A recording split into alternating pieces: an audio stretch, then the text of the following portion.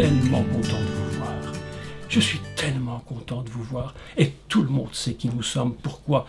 Parce que nous n'avons pas honte de notre évangile et de notre Seigneur. C'est ça que Paul dit aux Thessaloniciens. C'est ça qu'il leur dit. Et je continue.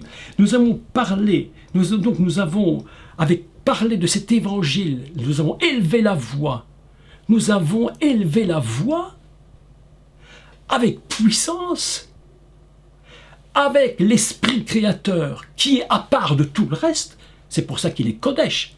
C'est pour ça qu'on dit à Kodesh, Ruach à Kodesh, l'esprit qui est à part de tous les esprits. Il n'a rien à voir avec les autres. Et puis il continue, il dit ceci, écoutez bien, le texte est fantastique. Nous avons, avec puissance, avec l'Esprit Saint et avec une pleine persuasion. Alors, Ubebitra, on dit, Ubebitra Atsuma. Alors, comment traduire ça? Ubebitra Atsuma, ça veut dire, Ubebitra, c'est une racine qui veut dire avec confiance et avec espérance. Nous vous avons annoncé l'évangile avec totale confiance et espérance. Et Atsuma, c'est un mot qui signifie la force, la puissance, l'augmentation, qui signifie également qu'il va, l'idée de vaincre, être vainqueur, l'idée de se fortifier. Nous vous avons annoncé l'évangile avec une totale confiance, une totale espérance. Nous étions convaincus que lorsque vous aviez compris, vous alliez devenir des gens qui allaient vous augmenter. Vous êtes capables de vaincre dans tout ce qui se produit. D'ailleurs, Paul continue et leur dit, à travers les tribulations, vous étiez un modèle. Un modèle. Mes amis, toute alliance, nous l'avions dit, toute alliance est un vis-à-vis avec un chemin au milieu. Et le feu de Dieu passe au milieu et il teste qui nous sommes. Il va nous tester pour savoir qui nous sommes. Une alliance est toujours testée. Toujours testée. Ah, quel texte incroyable, mais quel texte extraordinaire. Vous ne trouvez pas que c'est fantastique de lire le texte comme ça? Moi, je trouve que c'est épatant, quoi. C'est fantastique. Ça élève notre esprit. Ça nous élève auprès du Seigneur. Ça nous fait comprendre des dimensions différentes. Plutôt que de lire tout, j'allais dire, passez-moi l'expression, de lire tout bêtement le texte, mes bien-aimés frères, nous avons annoncé l'évangile, tarata, mes amis, ça ne veut plus rien dire, ça ne veut plus rien dire.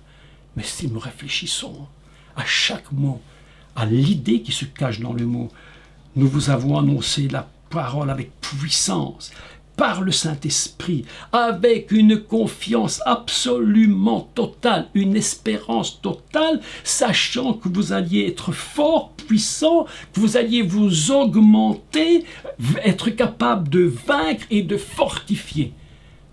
Voilà le texte, si je le traduis en hébreu, avec toutes les racines, plus ou moins les racines, les mots qui se dégagent de cette racine hébraïque. Vous imaginez quel texte? Alors là, on se dit, mais Paul et ses compagnons de voyage, ils avaient atteint une dimension dans la compréhension des choses absolument fantastique. Mes amis, tant que nous irons vers les pays, tant que nous irons vers les perdus, vers ceux qui ne connaissent pas Dieu, sans que nous ayons de la conviction que ces gens sont capables, mes amis, sans croire qu'ils vont se donner à Christ, sans qu'on ait payé le prix, que nous ayons été jusqu'à agoniser pour eux, les portant en nous, pour qu'ils naissent de nouveau, pour qu'ils viennent à la naissance. Mes amis, si nous ne les portons pas en nous, ne faites pas d'illusions, vous ne verrez personne se donner au Seigneur. Les gens se donnent au Seigneur, mes amis, c'est un secret que Dieu nous apprend. Les gens se donnent au Seigneur lorsque nous les portons et lorsque nous les mettons au monde. Gagner des âmes à Christ, mes amis, c'est pas prêcher seulement, c'est accoucher. Comme mes sœurs qui sont ici en ligne, lèvent la main si elles ont des enfants. Vous savez ce que c'est que d'avoir des enfants, vous les femmes, hein? Quand le moment d'accoucher va arriver. Nous, les hommes, on ne comprend rien du tout. Hein? Vous savez, les hommes sont très machos. Hein? Ah oui, ils sont très machos. Ils croient qu'ils sont le top niveau. Hein? Mais en réalité, qu'est-ce qu'ils ont fait? Rien du tout, quasiment. Hein? Ils ont mis la petite semence, puis ils sont partis. Mais la femme a porté 9 mois, elle a bâti sa famille, elle a bâti les enfants. Et au moment où il faut mettre au monde, la femme sait ce que ça veut dire de mettre un enfant au monde. C'est des douleurs, c'est parce qu'il n'y a pas de naissance sans douleur. Et je vais même aller plus loin. Lorsque la mère porte, écoutez, je vais vous dire un truc fou pour les femmes, écoutez, mais ça va vous faire plaisir. Hein. La femme qui porte en elle la vie se développe pendant 9 mois. 9 parce que c'est pas 10, 10 c'est Dieu, 9 c'est juste en dessous. Donc c'est pourquoi c'est 9 mois. Mais lorsque son enfant va venir au monde, elle l'a porté pendant 9 mois. À la fin de 9 mois, elle est quand même épuisée, elle est fatiguée, elle a pris du poids, elle est, j'allais dire, vraiment son corps est fatigué. Puis elle va mettre son enfant au monde. Mais quand l'enfant va naître, il y a des femmes qui ont vraiment des douleurs terribles. C'est une épreuve. Il y a quelques jours, j'ai entendu une émission à la télévision, on disait que l'être humain est capable de supporter une telle dose de douleur, pas plus. Alors j'étais un peu vexé pour moi, parce que le commentateur disait le maximum de douleur, c'est à un tel niveau. Je ne sais plus comment il avait défini cela. Il dit un tel niveau. Il dit, mais la femme, au moment de l'accouchement, elle dépasse ce niveau. Elle dépasse ce niveau de douleur. Nous, les hommes, on est souvent très, vous savez, la moitié de petits bobos, là, on est vite comme ça, hein, on est vite à côté de la, on est comme ça. Hein. Ma femme me dit toujours, toi, 3 fois rien, et même nous, les femmes, il faut bien reconnaître que c'est la vérité. Nous, les hommes, on ne connaît pas ce que c'est que mettre un enfant au monde. Mais mettre un enfant au monde, il y a une douleur. Écoutez ceci maintenant. Toi, la femme qui m'écoute aujourd'hui, tu portes en toi la vie, parce qu'un jour, l'homme a crié à sa femme. Vaikra, il a crié à sa femme. Rawa, vie, traduit par Ève. Vous voyez bien que ce n'est pas un prénom, c'est une fonction. Et la femme porte la vie. Mais au moment où elle porte la vie, vient le moment où elle va mettre au monde. Que se passe-t-il? Eh bien, elle est en train de mourir. Il y a une part en elle qui meurt. Elle va sortir une part de la vie. Ça s'appelle mourir. Eh bien, mes amis, si nous voulons mettre des enfants au monde, des âmes à Christ, si nous voulons les amener au Seigneur, il faudra qu'on puisse agoniser. Il y a des femmes qui sont jusqu'à l'agonie. On est obligé de leur mettre des soutiens respiratoires et je ne sais pas quoi pour qu'elles puissent supporter l'accouchement. Il y en a qui ont perdu la vie dans la mise au monde de leurs enfants, vous savez, surtout dans les siècles passés. Mes amis, écoutez-moi, cette introduction thessalonicienne est fabuleuse. Pourquoi? Fabuleuse. Parce que Paul dit, en réalité, il dit, si tu veux amener des gens au Seigneur, il faut que tu agonises, que tu les portes en toi et que tu payes le prix. Et Dieu nous dit ceci, il n'y a aucune nouvelle naissance si ce n'est toi ou moi qui les mettons au monde. On a l'habitude de dire, oh Seigneur, sauve les perdus. Et le Seigneur te répond, il te dit, non, non, mon cher ami, moi j'ai fait ma part, maintenant tu dois faire la tienne. Dieu te dit, moi j'ai mis la semence en toi, maintenant c'est toi qui portes la vie. Et c'est maintenant toi qui vas mettre au monde. Et ça va peut-être tu vas souffrir, certainement, tu vas peut-être même aller jusqu'à l'agonie pour les perdus. Mes amis, il n'y a aucun... Écoutez, voulez-vous savoir qui est le véritable évangéliste? Qui est un véritable évangéliste? Si tu vois quelqu'un qui se dit évangéliste sur sa carte de visite, mais qui n'a aucune compassion, qui ne porte rien en lui, qui n'agonise pas pour les perdus, tu peux te dire une chose, il n'a qu'une carte de visite. Mais il n'est évidemment pas un évangéliste. Le véritable évangéliste, mes amis, c'est celui qui prie, qui souffre pour les perdus. C'est celui qui se lève le matin et dit, mais comment je vais faire pour gagner une âme à Christ? Oh, il va prier, il va se mettre en gestation pour les âmes. Mais si tu n'es pas capable de te mettre en gestation pour les âmes, tu n'es pas capable de porter le nom d'évangéliste. Ça n'existe pas. Ça n'existe pas. Je me souviens de mon ami qui est décédé maintenant, mon cher grand ami qui est Jean-Louis Jaillet. Il était aux États-Unis. Ah, cet homme de Dieu, il m'a tellement changé ma vie. Tellement changé ma vie. Il était aux États-Unis et il rencontrait son ami à lui, qui était T.L. Osborne, grand évangéliste américain décédé il y a quelques années. Et Jean-Louis Jaillet me disait un jour, avec Osborne, il me disait, on en avait marre. On n'en pouvait plus. Il ne pouvait pas dire 3 mots sans penser aux perdus. Comment je vais faire pour gagner les âmes? Comment je vais faire pour gagner les âmes? Mais mes amis, cet homme a gagné des millions d'âmes au Seigneur. Pourquoi? Parce que sa vie était construite sur ses capacités de porter en lui des âmes. Je vous parle de ça, mes amis. Et on est seulement dans l'Épître aux Thessaloniciens.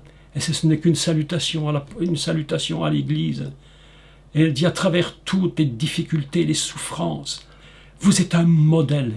On va continuer, parce que sinon, on va rester encore là pendant 6 mois. On n'aura pas terminé l'introduction, c'est pas possible. Je commence à vieillir, hein. Je me répète. Oh là là là là là là. Écoutez la suite, on va continuer un petit peu. Il nous reste quelques minutes. Ah là là là.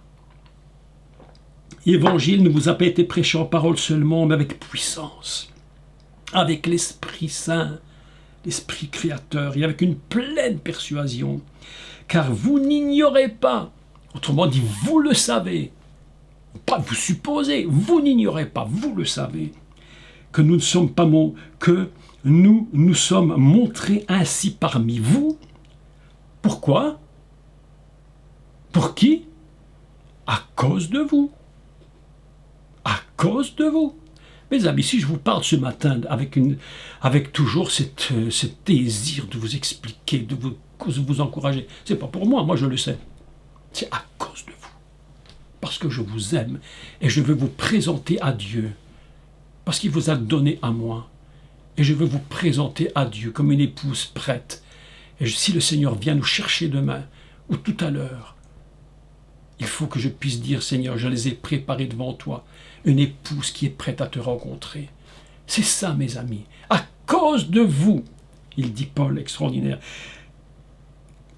Et vous-même, et nous reparlerons de ça la semaine prochaine, de ce texte-là. Je fais juste une parenthèse, et la semaine prochaine, ce sera le thème. Imitez Dieu, imitez le Seigneur. Vous allez voir ce que ça veut dire. Et vous-même, vous avez été mes imitateurs, et ceux du Seigneur, en recevant la parole, écoutez, au milieu de beaucoup d'afflictions, avec la joie du Saint-Esprit. Oh là là là! Au milieu de beaucoup d'afflictions. C'est vrai que c'est pas simple. Annoncer l'Évangile n'est pas une chose simple. Non. Recevoir même la parole n'est pas toujours une chose simple lorsque les gens s'opposent à vous. Les gens sont là, ils ne comprennent même pas. Ils vous traitent de fous. Ils vous diront, vous êtes une secte bizarre. Mais nous savons qui est le Seigneur. Et à travers toute cette affliction, à travers cette difficulté, eh bien, il dit, je vous ai prêché la parole parce que je savais que ma parole était tellement puissante, elle était tellement puissante qu'elle était capable de vous augmenter la force. Je suis convaincu, ce matin, samedi, nous sommes le 23 mai, que la parole que je vous annonce est une parole qui a cette capacité de créer en vous de la force et de la puissance. Et je suis persuadé que lorsque cette journée va continuer, cette parole est rentrée en vous. Hier, j'ai mon ami Pascal qui m'a dit une chose qui m'a fait un peu rire. Il disait une chose très drôle.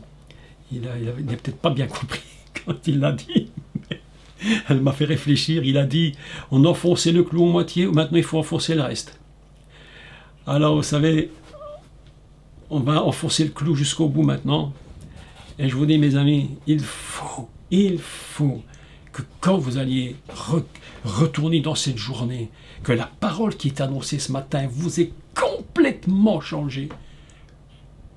C'est pas une imposition des mains qui change les choses.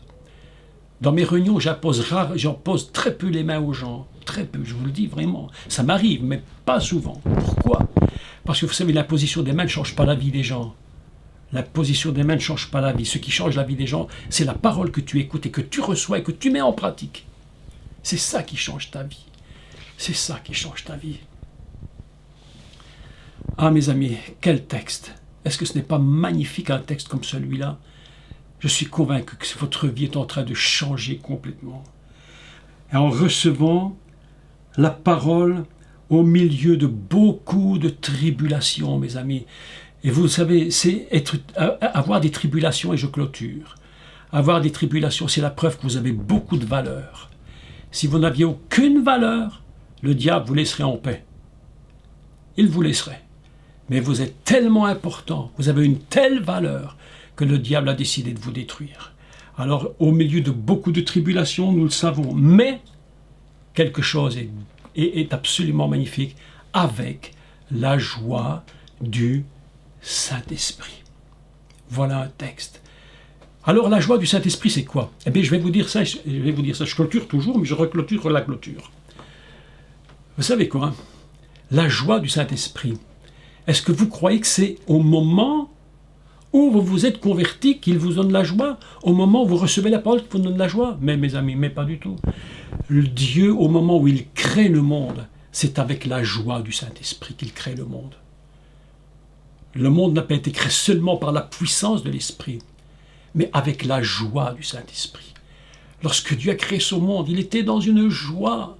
Lorsqu'il a crié les noms, il a appelé la lumière jour, la lumière, la ténèbre nuit, il a donné des noms, il a créé son Adam. Mes amis, tout ça n'a pas été fait comme ça pour faire de la technique, sinon ce serait de la science.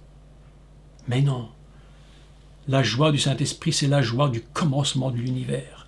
C'est la joie du commencement du monde. C'est là que se trouve la joie.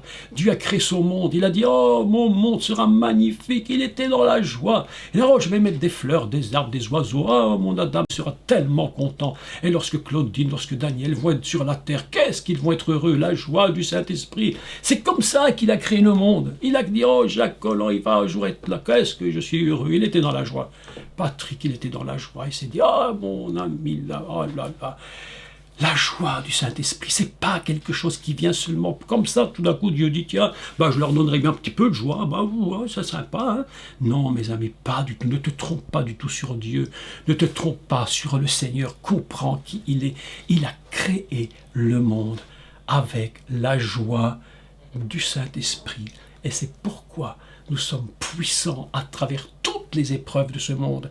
Et nous sommes plus que vainqueurs par celui qui nous a fortifiés, c'est-à-dire Atsuma, celui dont il est dit, ou Bebitra Atsuma, avec une pleine